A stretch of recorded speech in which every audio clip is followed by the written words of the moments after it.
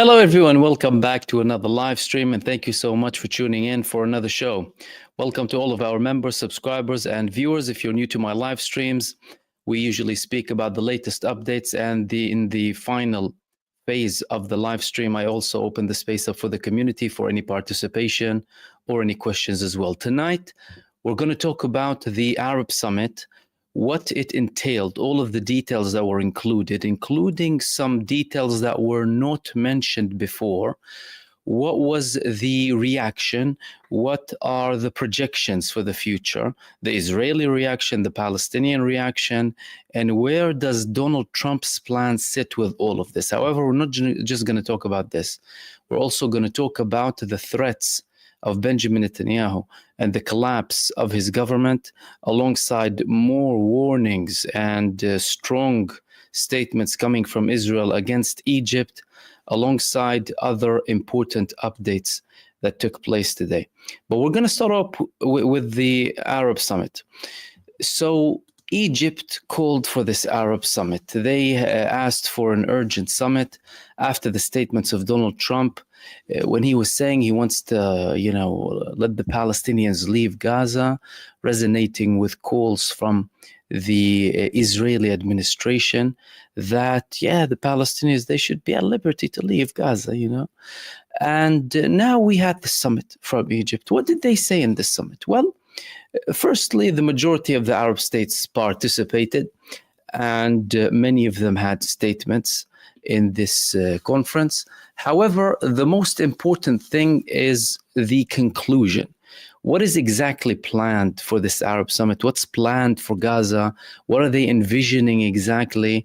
And how does this sit with the Trump plan? Well, number one, this was an outright rejection of the plan of Donald Trump. This was a refusal of the Trump plan, and Sisi, the Egyptian president, he did not go to the United States after he was invited.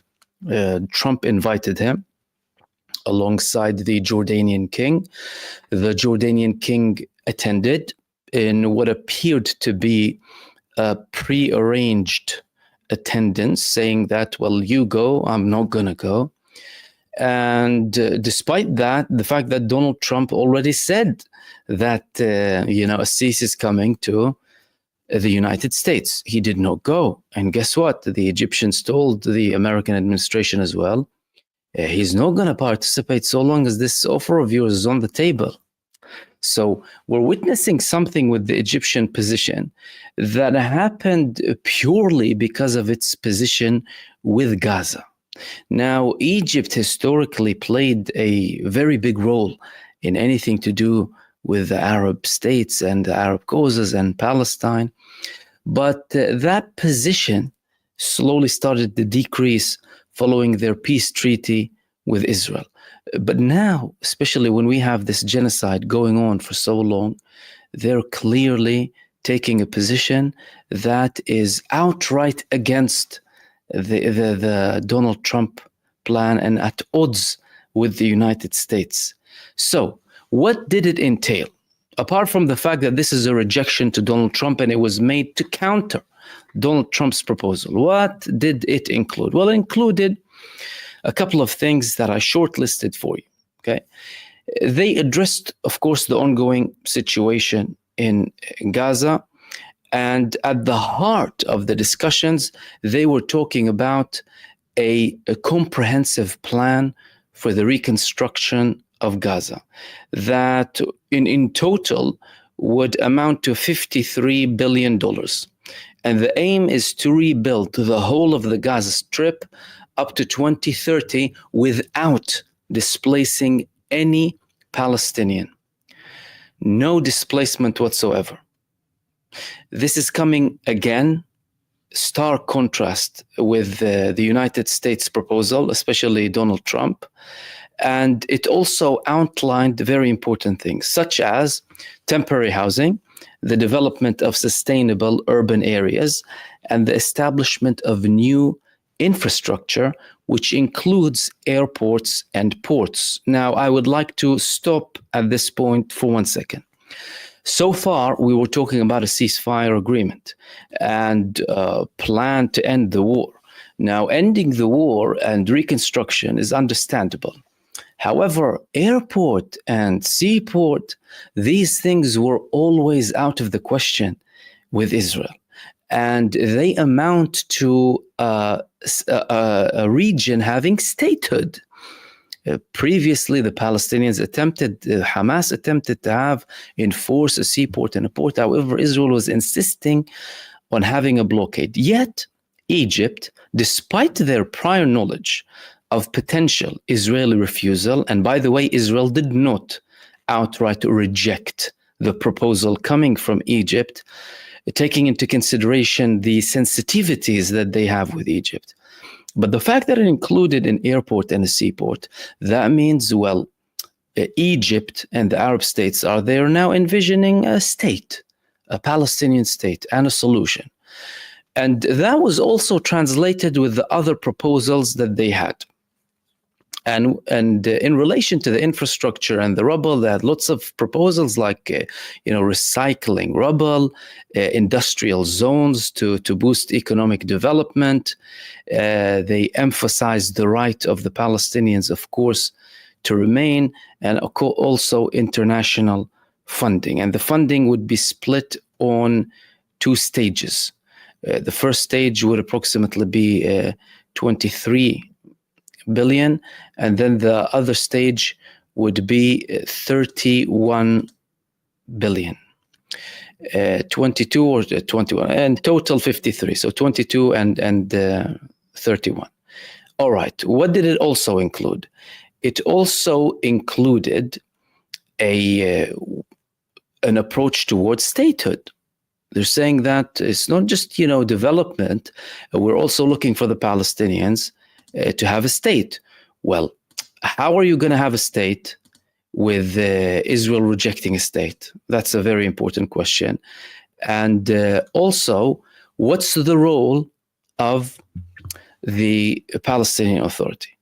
Well, it's split into multiple phases. The first stage is early recovery, ending the hostilities, ending the problems, and providing urgent temporary housing. And the confirmation is 20 billion with the first phase, with the construction of 200,000 units. That's the first phase. The phase 2, which will take approximately 2.5 years, it will include the building of another 200,000 units in addition to mega projects inside of Gaza. And that total will be just above 30 billion, including hotels and tourist attraction, technology center, major infrastructure, also projects as well.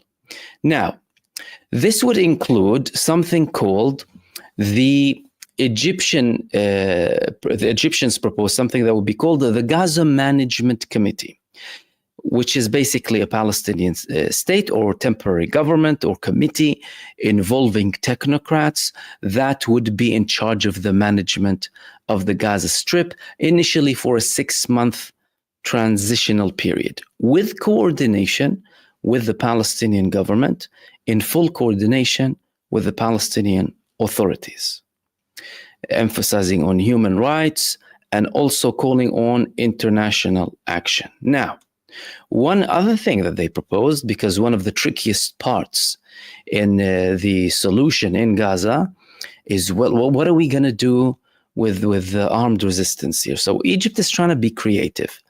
They're understanding that, well, the Palestinian resistance are not going to give up their arms.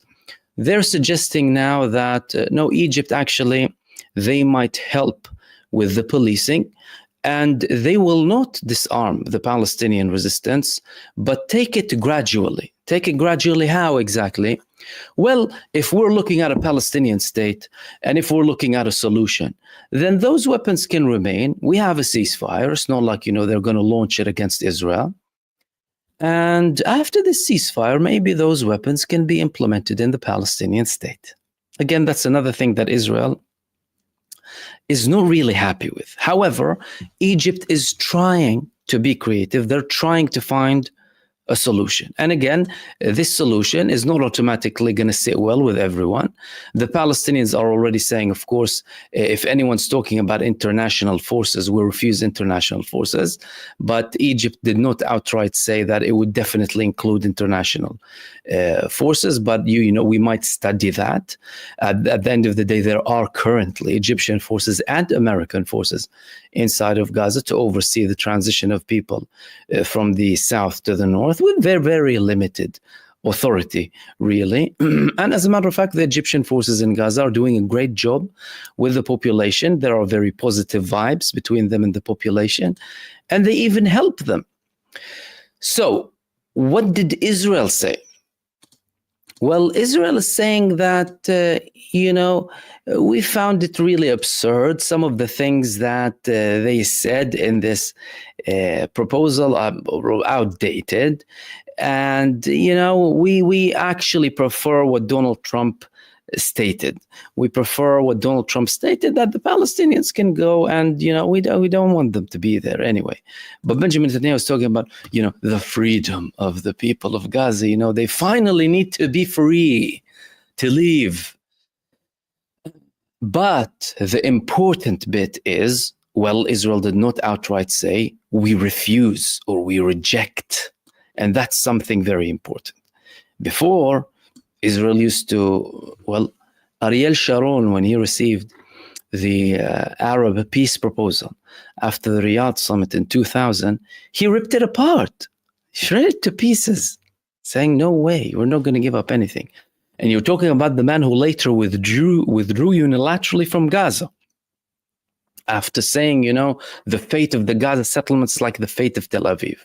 But the fact that Israel is not outright rejecting it shows that, there is some potential. There is some potential in some sort of solution. Now, we need to bear in mind one thing here.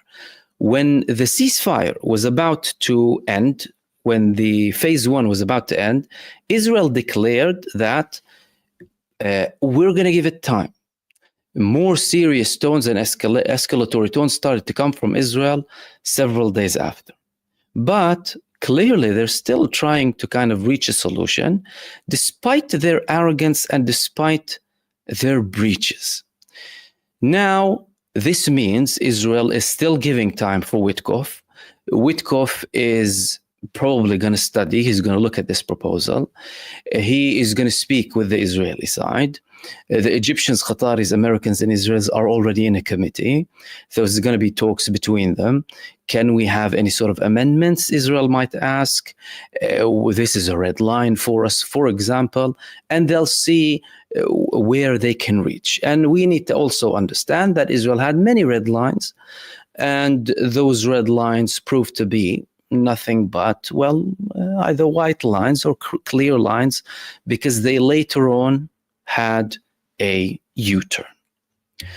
Which leads us to the situation between Israel and Egypt. Now, with Egypt and Israel, we've been talking about the preparations of Egypt. We've been talking about the tensions of between Egypt and Israel, the actions, the progress in the Sinai Peninsula, and the Israeli escalating tone against Egypt.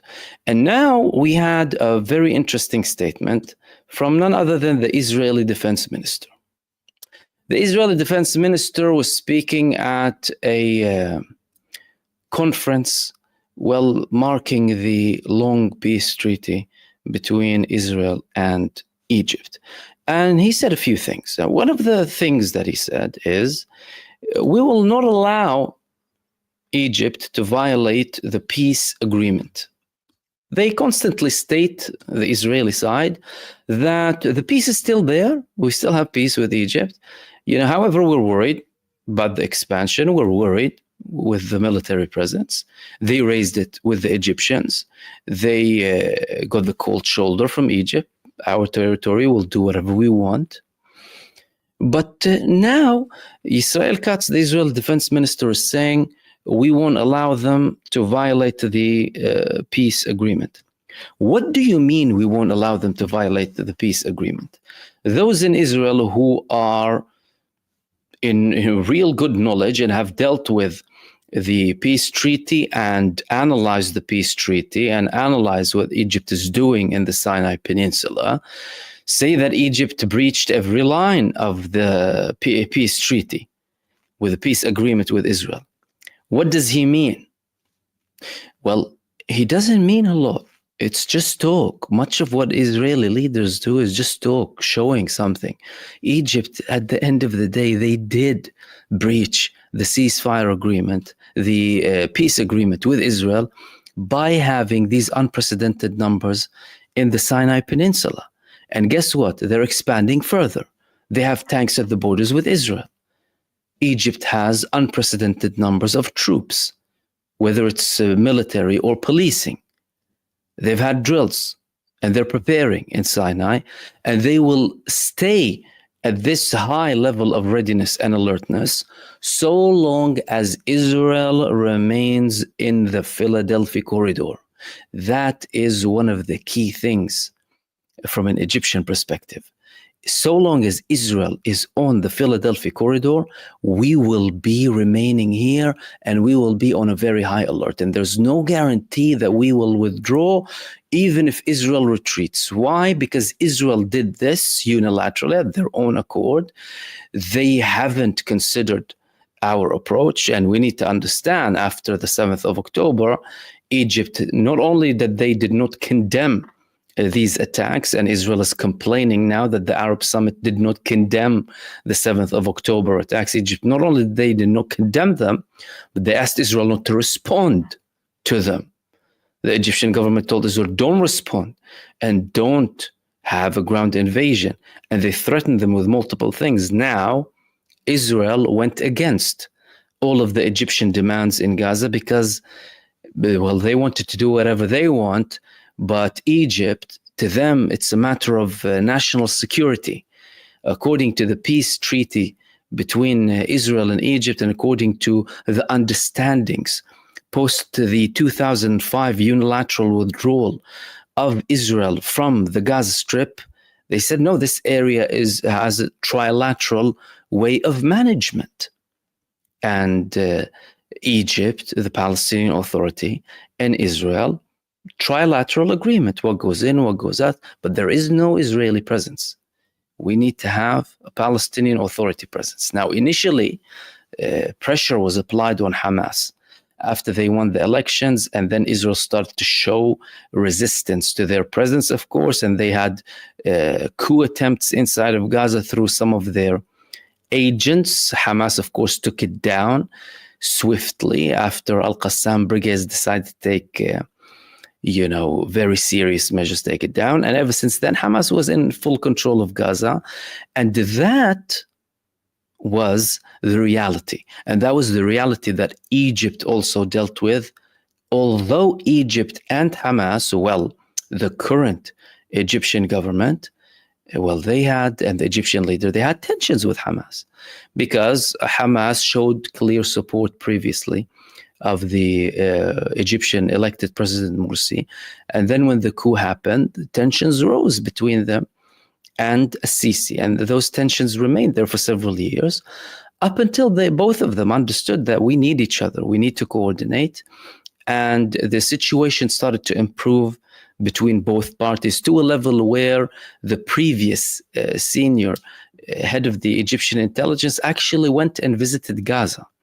He actually went to visit in Gaza, and he met with the late Yahya Sinwar at the time. And by such a senior Egyptian official visiting Gaza, you're also signaling a level of cooperation and a level of coordination and even, to an extent, trust between both of them. So Egypt is very worried about this presence, and they're also very worried about the statements coming from Israel that we're not going to withdraw.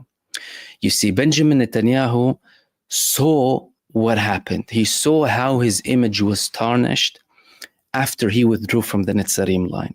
The Netzarim line was Israel's golden trophy inside of Gaza. They used to constantly boast about the Netzarim corridor, the fact that they're occupying it. And they said, we're not going to withdraw from it. And then they started to have what's called as the general's plan, basically killing every living thing in the north of Gaza, and eventually forcing all of them to the south of the Netzarim corridor that Israel would ultimately control up until they ethnically cleanse the population from the north, and then they establish a new temporary reality up until they deal with the residents of the south. However, Israel withdrew from the Netzarim corridor.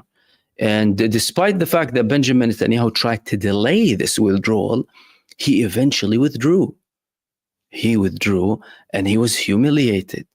It was a clear sign of victory for the Palestinians. The Palestinians were going back. Over 500,000 went back to the north despite all of the destruction, despite not having any sort of life aspect or lifeline. Almost in the north, everything is destroyed. They started rebuilding, water wells, and slowly started to have electricity. But Hamas, even in this temporary ceasefire, they started to push more for even having, internet in the north, all of the things that they need. But that was very problematic. Why? Benjamin Netanyahu and his image. There were reports of minor withdrawals from the Philadelphia corridor, and the agreement said that Israel has to have a gradual withdrawal. That also didn't happen, and by day 52 you should completely evacuate from the Philadelphia corridor. And both the Palestinian side and the Egyptian side were pressing on that. They need to do that. There is no arguing. But Benjamin Netanyahu did not withdraw. And now he's trying to stretch it again under the excuse of the south being the Philadelphia corridor, being the southern border of the axis of evil, as he called it, with his famous speech with the map, and saying that this is the lifeline, this is the oxygen tank of Hamas. Other Israeli leaders saying that, Egypt was complicit on the 7th of October anyway. But he's trying his luck. And one of the most important things that he said, by the way, is the fact that it's the southern border of the axis of evil, in reference to, Iran and the resistance fronts. Now, why did he say that? And is there a reality to it? Is there something genuine or substantial behind Benjamin Netanyahu's claims that this southern border is the axis of evil border with Gaza? Well, from an Israeli perspective, they do not trust the information that the Egyptian government is giving them about the Philadelphia corridor, about them taking down the tunnels, about all of that. There is a solid Israeli belief that, no, there are still tunnels and they are still operating and getting to Gaza. Now, a question arises. Well, you have been present on the Philadelphia corridor for almost a year, like you were present in the Gaza Strip for many months, if we want to take, each territory at a time. Have you found the tunnels? Did you dismantle the tunnels? You've been in the Philadelphia corridor for so long. Have you exposed something to prove your claim that there are tunnels?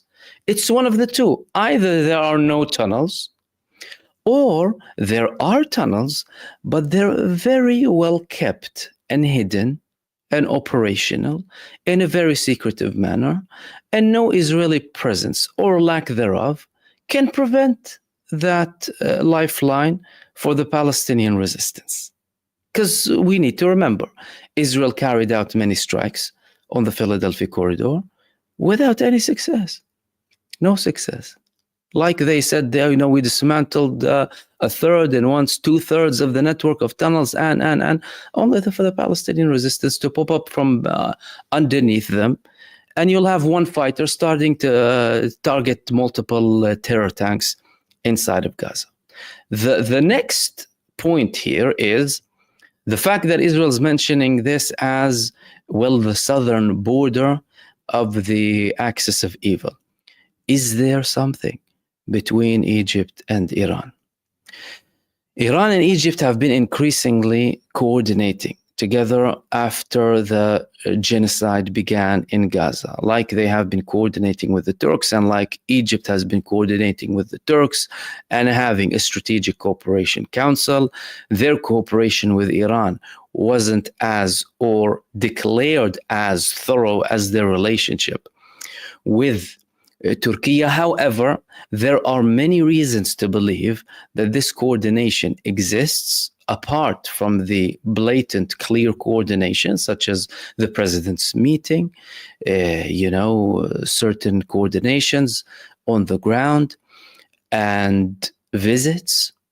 Both of them recently joined the BRICS, well, in the beginning of 2024. From an Iranian perspective, it's very important. And in case there's any escalation between Egypt and Israel, Iran would be very interested in supporting Egypt.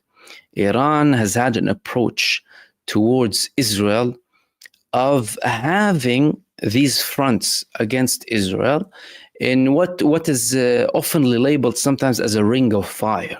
We will support everyone who is against Israel, from Lebanon, from Syria, West Bank, Gaza.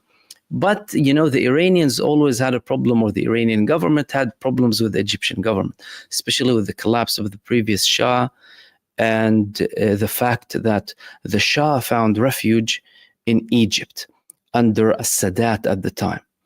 And this caused tensions between the two countries. However, gradually things started to change. There are geopolitical changes, and Iran would be very interested in supporting Egypt. It doesn't outright mean that they will immediately go in, but Iran knows that Egypt, well, they told the Americans and the Israelis, we will not be helping intercept anything coming from Iran, although they were capable.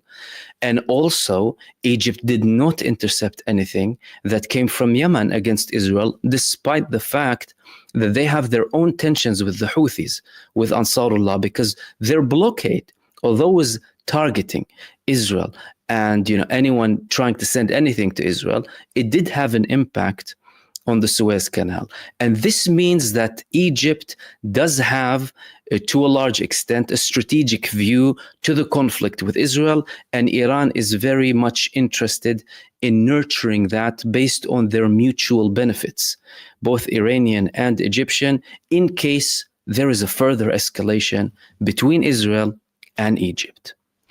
Moving on to the next point that I wanted to talk to you about. There is a budget that is supposed to pass in Israel. If this financial budget does not pass, does not get approved, the government collapses. The government collapses, and there would be a new early election.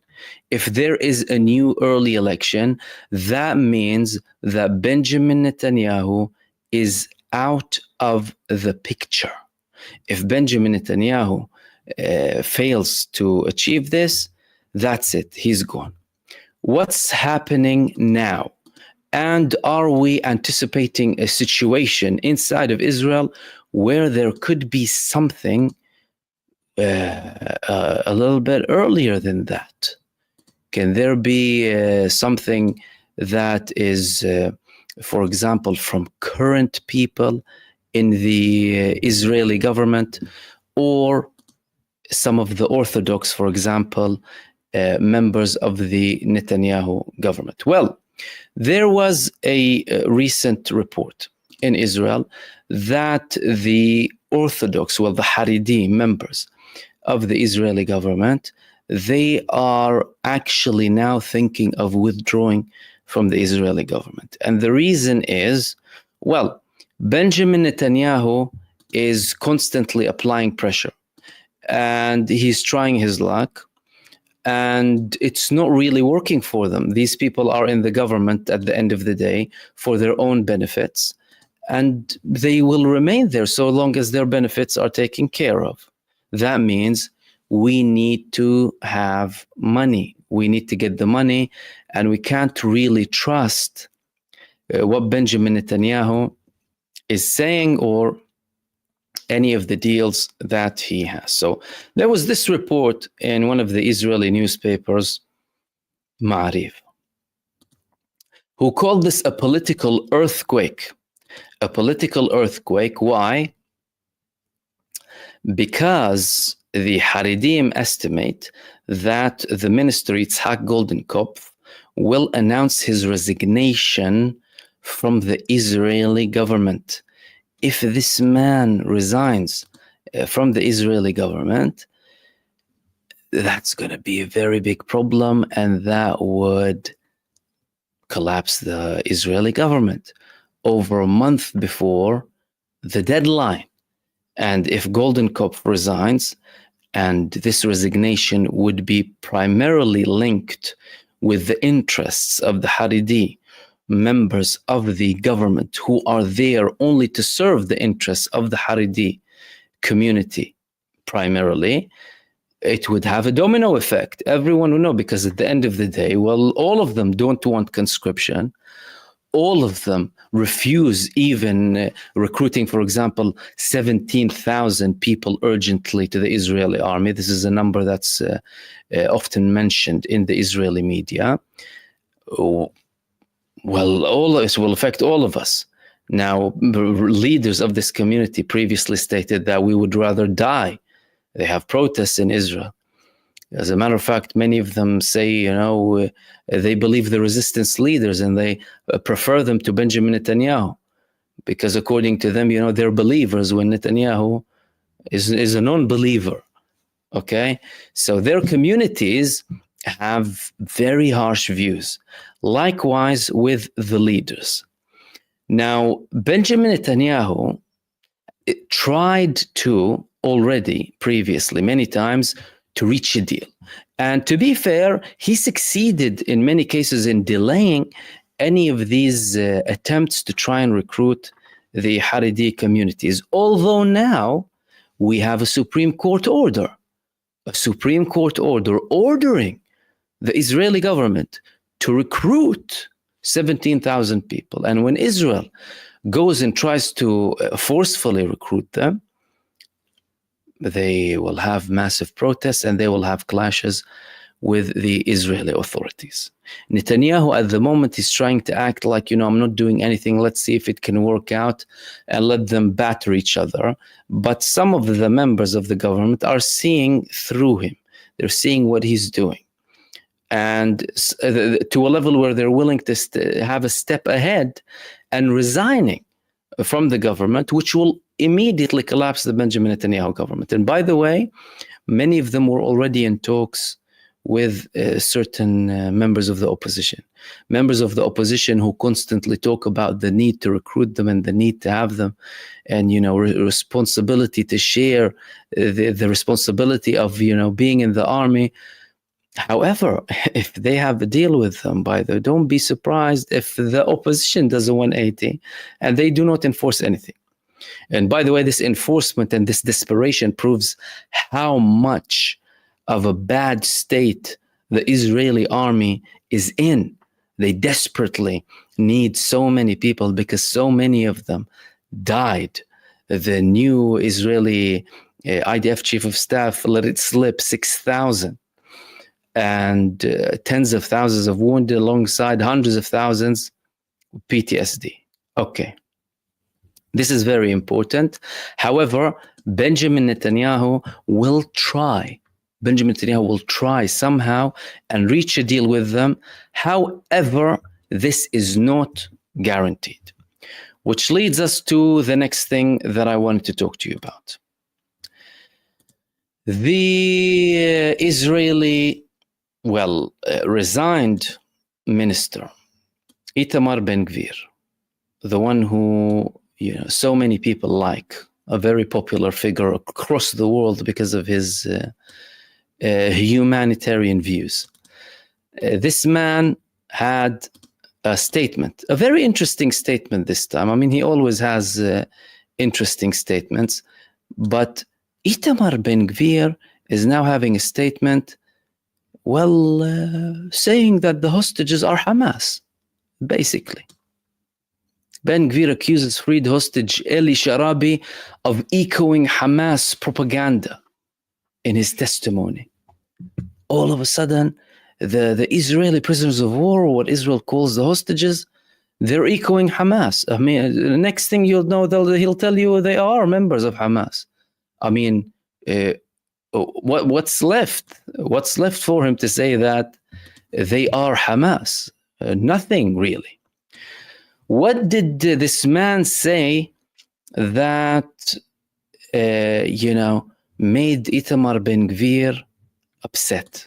Did he say something that offensive? Well, he said that something very simple. This man said, who was held by Hamas. He said to an Israeli interview he had in, that Hamas at one point, they started to make conditions a bit more difficult for us, especially with the males and those serving age, so which Hamas considered to be soldiers. Not the females, not the elderly. Young males who Hamas considers to be Israeli soldiers, whether they were serving at that time or not. And this man was one of them. He said, to be fair, they started to have this approach not only because of the Israeli siege and the starvation, and of course these people will also starve too, but they also they did that because Israel worsened the conditions of the Palestinian prisoners inside of the Israeli prisons, and they were abusing the Palestinians. Now, why did Itamar Ben-Gvir find that very offensive? And he was very upset. It's because Itamar Ben-Gvir was in charge. Itamar Ben-Gvir was in charge. He was ordering the prisons to make it more difficult. He used to say, end the summer camp treatment that you give these people. Torture them, hit them, and he always used to call for the death penalty. And as a matter of fact, they were implementing the death penalty through torture and neglect. Anything but really putting someone on an electric chair. And that's why Itamar Ben-Gvir was very upset. He said that, no, and I don't apologize. And he is echoing Hamas. And no, we should starve them. We should now, in Gaza, we should bomb all of the food warehouses, everything, and go back to intensive war, starve the living daylight out of everyone inside of Gaza. He's saying that, and also blaming the Israelis who are there of echoing Hamas, or even being members of Hamas, in the words of some of the followers of Itamar Ben-Gvir and people like him. And these were the main things that I wanted to share with you. And welcome again, everyone. I'll open the space up for the community. If you have any questions, or I'll try and read some of them with the time limit that we have. And again, thank you so much, everyone, for tuning in for another show. Before I begin, Michelle Sharif Halley, thank you very much for your support. And MCFC, thank you. Thank you so much, my friend. Much appreciated. Thank you for your continued support and kind words. And also IG to me as well. Thank you. IG to me is saying, Mahmoud, did the Arab leaders at the summit finally agree on whether kitchen or beef shawarma was better? That's what they usually do, unless that is they sleep in the summit. But I mean, look, to be fair, we never expect anything from these summits. However, this summit had a clear plan, and that clear plan was an endorsement of an Egyptian plan which is standing up against the American plan, which is good. All of that is good. And it's important for the United States administration and the Israeli government to see that united front behind Egypt. It included countries who have peace treaties with Israel. Of course, not only Egypt, this very fragile peace agreement or peace treaty. Countries that joined what is labeled as the Abraham Accords, such as Bahrain, the UAE. Saudi representation, even the new Syrian government was there too, statements against Israel. But again, at the end of the day, it would depend on the actions. Actions speak louder than words, and we would like to see actions being taken. That's the important thing.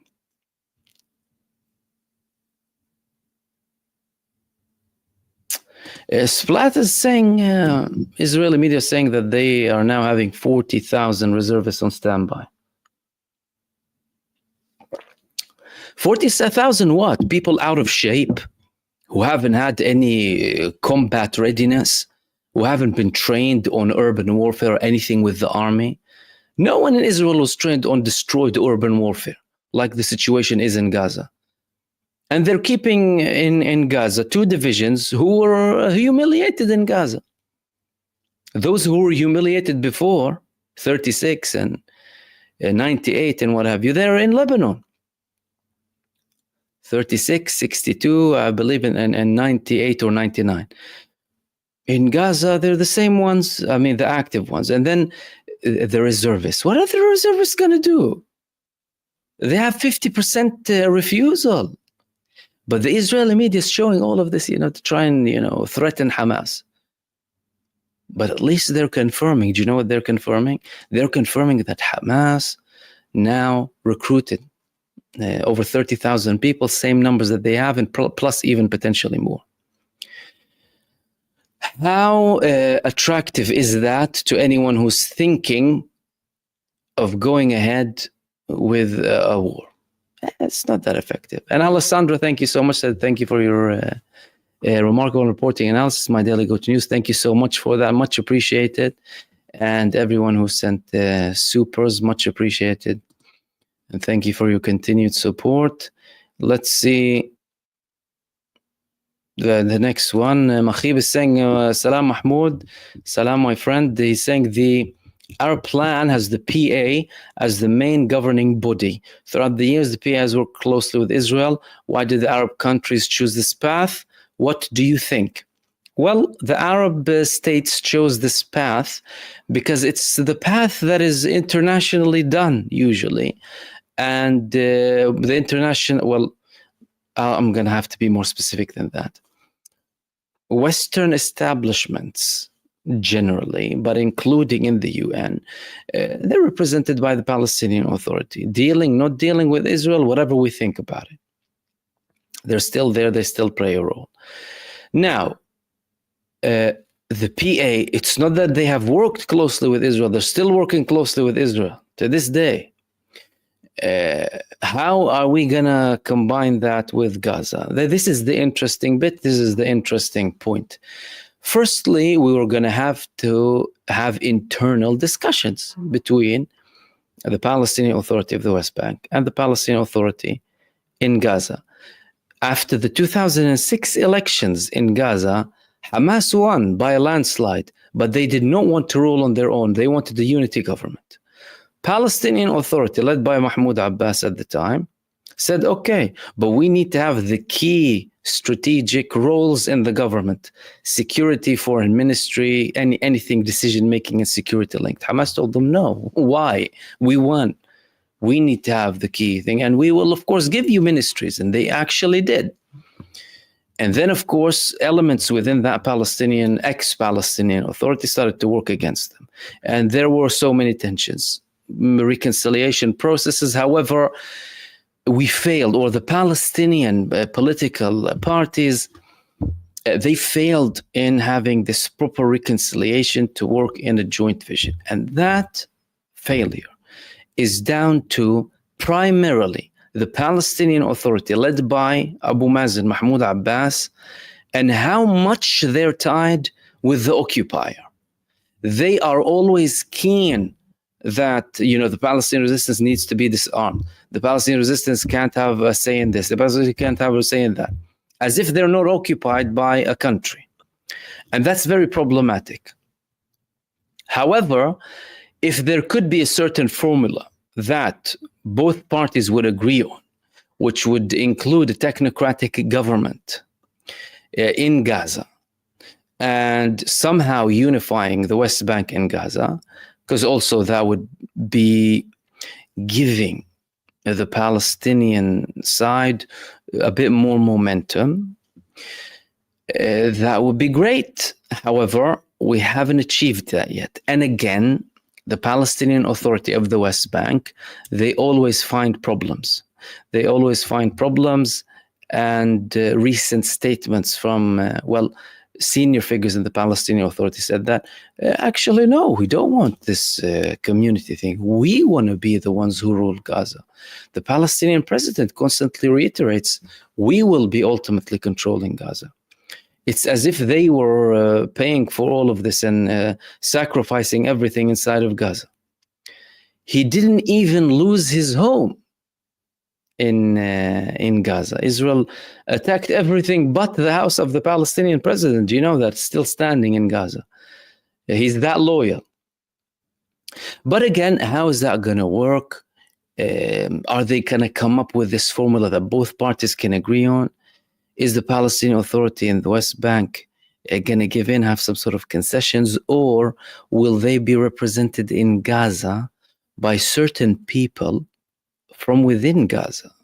Although, I mean, everyone in Gaza and the West Bank and in the entirety of Palestine and abroad, they hate the Palestinian Authority. There's almost a consensus on rejecting the Palestinian Authority of the West Bank because they proved to the whole world who they are and what they do, blaming the Palestinians for the Israeli genocide, basically whitewashing the genocide and Israeli crimes, and refusing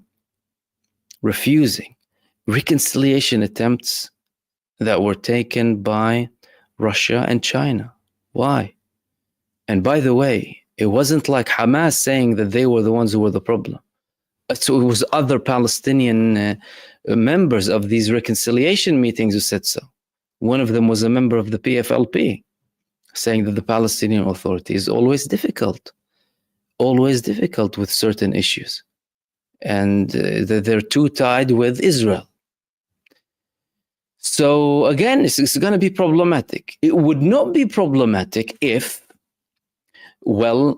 there is an agreement. Well, imposed, not imposed, how will we agree on it? That's clearly, unknown. But to have free elections, again, both in the West Bank and Gaza. If that happens, there wouldn't be a problem. Because that's it. Well, the Palestinian people said their word. However, that does not guarantee that we won't have a repeat of the same case that happened in 2006, which is Israel and the Western countries who constantly boast about the democracy and freedom and rights, going against the democratically elected government of Hamas at the time, just because they don't like them and because Hamas refused to abide by their demands and their conditions. Although at the time in 2006, Jimmy Carter himself was overseeing the elections, said that they were the most democratic elections in the Arab world's history. Jimmy Carter, right? But again, let's see how things go. Silvestra, what about Hamas officials say about the new Arab summit? Lynn, Mahmoud, you're great. Thank you so much. And I'm back after a million years. Best from Croatia. Much appreciated, and welcome for everyone from Croatia listening. So Hamas officials, they said that certain things haven't been, very clear to them yet. So they haven't had this official response that was overall, because certain elements of the proposal of the Arab Summit were already accepted by Hamas. However, one thing that they did say, and that the PIJ said, which is the second largest armed group in Gaza, they said that there will not be any disarming of the Palestinian resistance. Not that the summit included, by the way. Egypt knows that this is a red line. And Egypt, to be fair, they did say that we will deal with this issue gradually.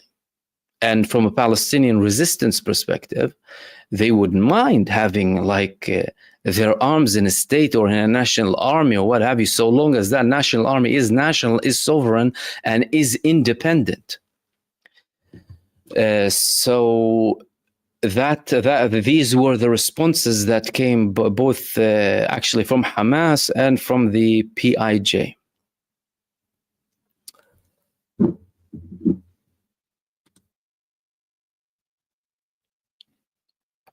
Paletti, do you think that Netanyahu's government will collapse this year and there will be elections? Do you think a new regime will be better or worse? I think that there is a very large prospect of the collapse of the Benjamin Netanyahu government, especially with the Golden Cop threat now and the tensions that they have with the Haredis in the Israeli government. There are a lot of tensions with the conscription, and people need to understand the nature of the religious elements in Netanyahu's government, not necessarily the religious Zionists, but the Orthodox, or let's say Haredi, okay? Because there are people who don't even believe in the state, or like the Knesset, and call it blasphemous and altogether. However, those who are in the Israeli government, some of them from Yehadut HaTorah, for example, and what have you, these people, actually, sometimes if you hear them, people will think they're leftist in their political views, especially concerning, Palestine and a Palestinian state and peace and what have you. But they're there, of course, again, for their own reasons to serve, their communities and to get the funding without too many problems, without enforced conscription, without all of that headache.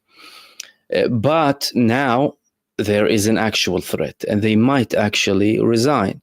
Smotrich is still a problem, but a problem that Benjamin Netanyahu could potentially solve.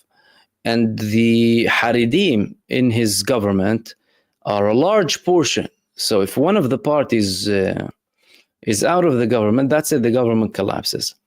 However, even if they don't withdraw from the government, if they don't resign, he has only 1 month now to pass the bill. They need to agree on the budget. If they don't agree on the budget, that's it. And the big question is, will the Haredi community get the budget that they want without having this imposed conscription, or will they not have it? Now, one of the reasons for the delay could potentially be to apply pressure on them and try and extract some positions. Smotrich did that with them in 2024. It was delayed, and then people were saying, okay, he's using that as, a pressure point against them. But now the government will collapse if they don't pass, and they have to find a solution. So there is that prospect, and there is a prospect of it being solved. And will a regime be better or worse?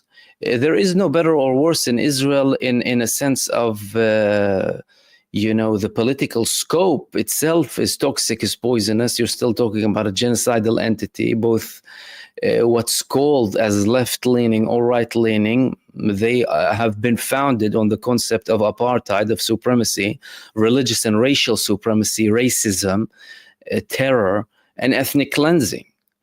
But you have, extreme, and, medium extreme in Israel.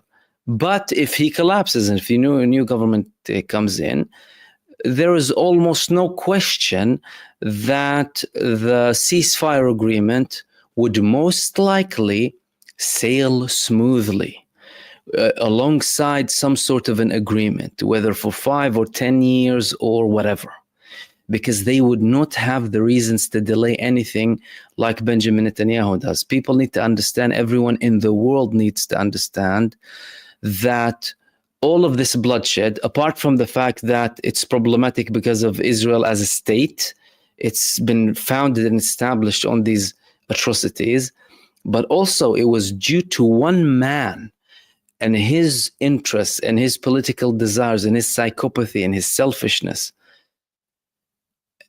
He wanted this, and he was delaying it so that he can avoid early elections. And now he's trying to extend phase 1 also to save himself and buy himself some more time. So if he does collapse, someone else might come, and we might have a smoother ceasefire. Or he remains there, and he does this with with his timeline. And Glenn Huxley and Mahib, thank you so much. Mahib, Ramadan Mubarak, and everyone celebrating as well. My friend, thank you very much. Let's go to your... see if we have any more questions.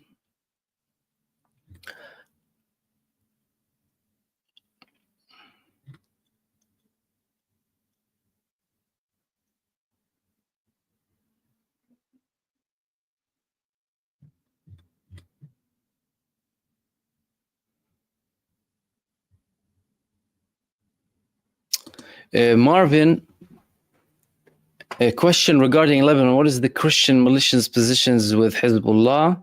Are they cooperating together against the Zionist devils, or do the Druze have any militias? Have they fought the IDF? Okay, this is multi-layered, and I will try and answer it, one by one. What is the Christian militias positions with Hezbollah? The Christian armed groups inside of Lebanon are not one. There are Christian movements who are aligned with Hezbollah, and there are Christian militias who are against Hezbollah. Neither even come close to the military capabilities of Hezbollah. If Hezbollah wanted to choose the path of violence to dictate what's happening in Lebanon, they can, but they're not that type. Hezbollah come from a background of, or a school of thought inside of Lebanon that opposes all of these internal wars, despite the fact that they've had tensions throughout the years with other members of society in Lebanon. Because Lebanon's structure, the political structure in Lebanon, the sectarian divided political structure in Lebanon is very toxic. And I don't know why in Lebanon they haven't even thought about reforming it. It's very problematic. But some of them are cooperating. However, not to the extent of Hezbollah. Do the Druze have any militias? Some of them have armed groups too, but again, not to the extent of Hezbollah. Have they fought the IDF? Previously in 2006, they're potentially, I'm not sure actually, no, if some of the armed Druze movements fought Israel at the time, but the prominent figure of the Druze in Lebanon, politically, the split between two people. One of them is called Walid Jumblat, and the other one is called Wa'am Wahab. Walid Jumblat is a man who, he rotated his position within the years, but now he has positions that are very strong against any sort of dealings with Israel. I spoke about his statement the other day, his press conference in Lebanon, where he stated that we need to be very careful of this hellish plan that Israel has with Druze and anyone potentially playing ball with them. Although we had strong statements coming from some spiritual leaders inside of Syria who belong to the Druze community against any Israeli attempts to, divide Syria. And today we also had the spiritual leader of the Druze community in Lebanon, or called Sheikh al-Aql, they call them in Arabic, again refusing this. And Walid Jumblat himself came up today again with another statement. And this time he said, the spiritual leader of the Druze community in Israel, Muwaffaq Tarif, he does not represent us. Because some people in Lebanon, some of the community in Lebanon are influenced, there's influence, but clearly, the Druze community in general, they have different leaders, and not all of them share the same views. And those in Syria fought for Syria's independence from, Sultan Bashar al-Atrash's days. And to this day, the mainstream thing is, no, we want a united Syria, but not to a level that is totally satisfactory, so to speak. But in Lebanon, they're saying, like, the spiritual leaders who are aligned with Israel, they don't represent the community. They do not represent the community. And we reject their ideas. Unlike others, for example, in Lebanon, who might be more aligned. For example, the other political leader, who he resigned now, Wahab, he's a bit more sympathetic with Tarif, who is the spiritual leader of the Druze community inside of Israel. And also what people need to understand, with the Druze community inside of Israel, not all of them are aligned with Tarif himself.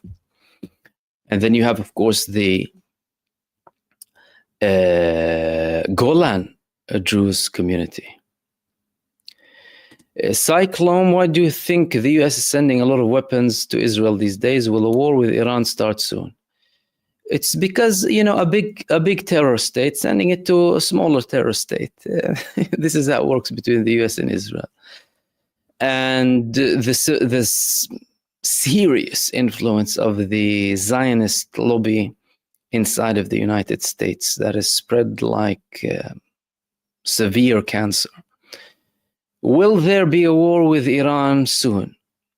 I think like Netanyahu's, Netanyahu's deepest, most satisfying dream is to drag the United States to a war with Iran. So far, he failed. However, can he succeed? Hypothetically speaking, well, there is a prospect. However, judging on recent moves from the United States, even Trump, his statements post getting into office, they don't show that they're interested in a war with Iran. Iran took down a US drone about a month ago. The US didn't say a word. Donald Trump, when he was asked about the prospect of Israel attacking Iran, said that's very unrealistic, and we hope that we want to reach a deal with Iran. And even if we don't reach a deal with Iran, I guess that's okay. Doesn't sound like someone who's serious about wars. However, with arming Israel, again, this is something that's related to the military-industrial complex, to the Zionist lobby, to the fact that the United States has backdoor laws and powers that enable people to bypass Congress, for example, bypass any scrutiny and approve all of these billions in deals in arms, including to a criminal genocidal entity. These are US problems, by the way. These are United States problems. These are problems of the United States population, by the way, not just the government, for having such things and not having anything against them. There's so much we can complain about these draconian laws and measures, following the false flag of 9/11 with the Patriot Act and all of these intrusive things, And there are many in the United States who criticize it, but not to a level where these things are changed because of how things run with the United States. In the United States, they have back routes, back doors to pass money, to channel money. They don't go back to the American people, right? And these things are problematic, but there would still be a looming threat against Iran. However, I do not think that Israel will go on a war with Iran, a full-scale war, without full support from the United States. Israel needs the United States. They try to form coalitions even, but they're failing to form coalitions. Look at what the United States and Britain did in the Red Sea. They couldn't even stop Houthis.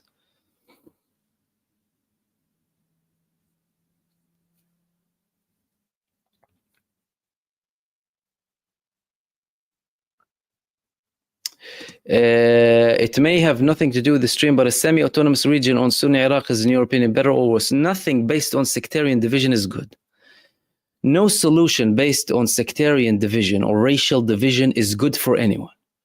And all of these plans are devilish plans that came from the Bush administration with their new Middle East map.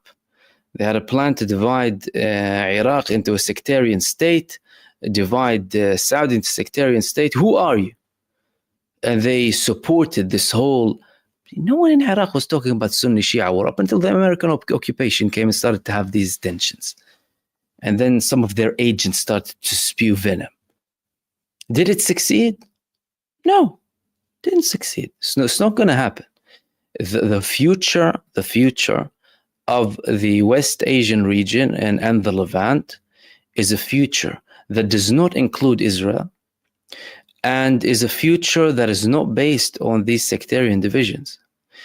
No solution such as that would be of any benefit. The future is more coordination, more cooperation, more freedom of movement, more economic development, more focus on education, more focus on economy, all of these things. And the Arab states have more than one reason to do that. Joint language, joint history, religion to a very large extent, although we have, varying religions, a beautiful mosaic, that part of the world. But no, and it's not likely because no one is even talking about that even. Like, do you know what I mean? The biggest hope was having like an individual Kurdish state in Iraq, but also that did not happen, although they might have, semi-autonomy, do you know what I mean?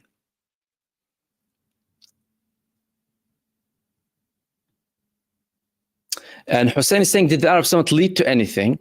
Well, yeah, they led to this proposal, the backing of the Egyptian proposal that I spoke about. You can go back to the beginning of the stream that deals with the future of Gaza up to 2030, with the population remaining, infrastructure, housing, approximately 53 billion in total, includes airport, seaport as well, and a rejection of the plan of Donald Trump. I mean, in essence, at the end of the day.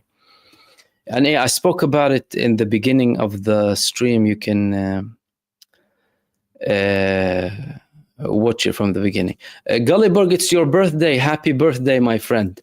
I wish you all the best. Gullyberg, one of our dedicated members. Wish him a happy birthday, everyone.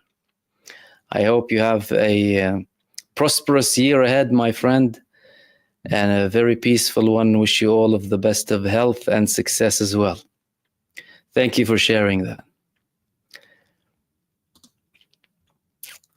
And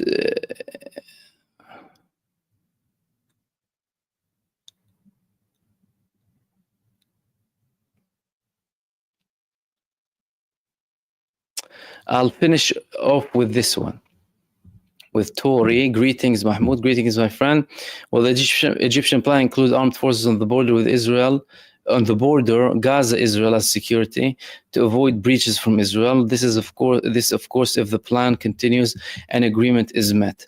The official details about any force inside of Gaza related to predominantly the policing force.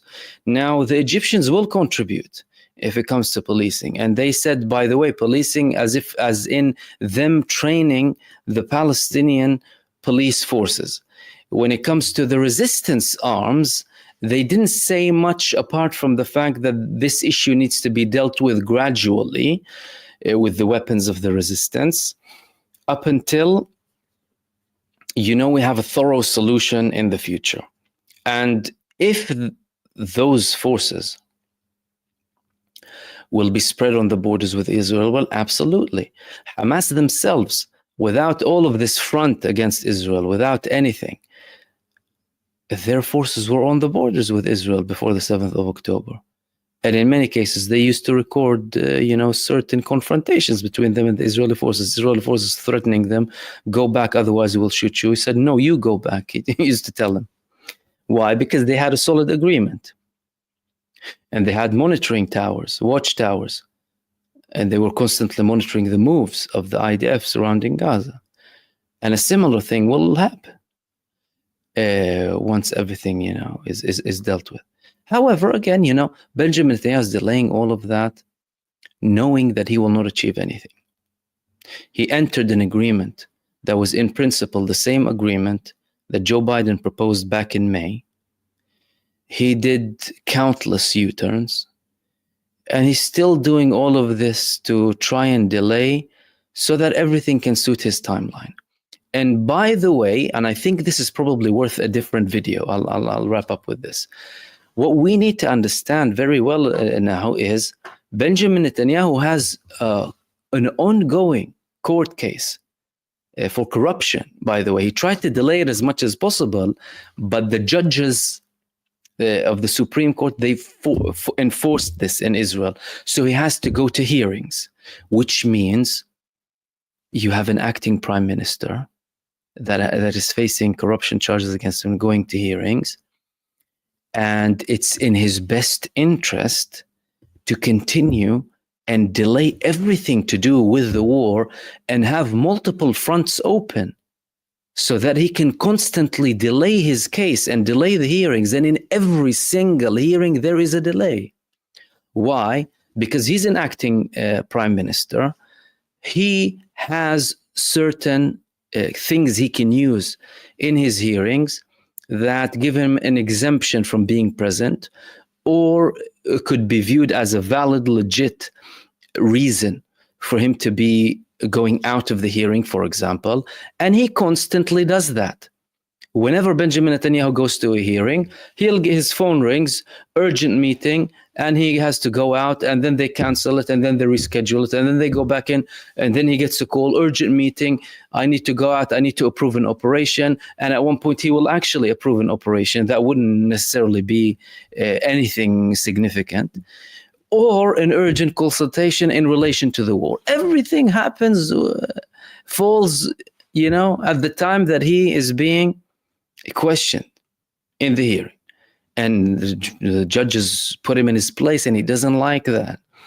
Like I spoke about that judge when she told him, when he started speaking, you don't have the right to speak now, your lawyers speak. And she asked him to sit down, basically shut up and sit down, she told him. He doesn't want that. He doesn't need that for his image.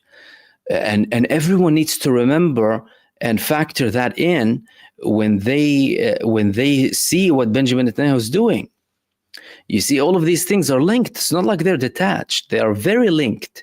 If Benjamin Netanyahu didn't have any legal threat, if he didn't have any governmental threat, no corruption charges, no nothing against him, he could have potentially ended the war before, despite him having certain interests in this war and in the gas exploration, for example, or the ethnic cleansing and all of that. But now he's delaying all of that, and he's escalating. He still has tensions with Lebanon, tensions with Syria. Today they targeted another figure from Hezbollah. They said Hezbollah did not confirm. All of that is to keep the flames going, so that Netanyahu can be viewed as the man who needs to deal with these fires on these fronts, and can use that as a reason to delay and avoid and cancel court hearings, so that he can delay and avoid facing justice inside of Israel or something of that sort.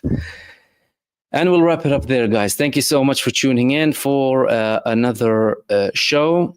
Red, Henley, Mahib, Glenn, Alessandra, Michelle, IG to me, and MCFC, thank you very much again for your support. And everyone, thank you for your contribution. Apologies, of course, if I did not address all of the questions just before the time limit, really. But, we're hopefully here again. In the meantime, everyone, stay blessed, take care, and I will see you soon in the next video. Peace.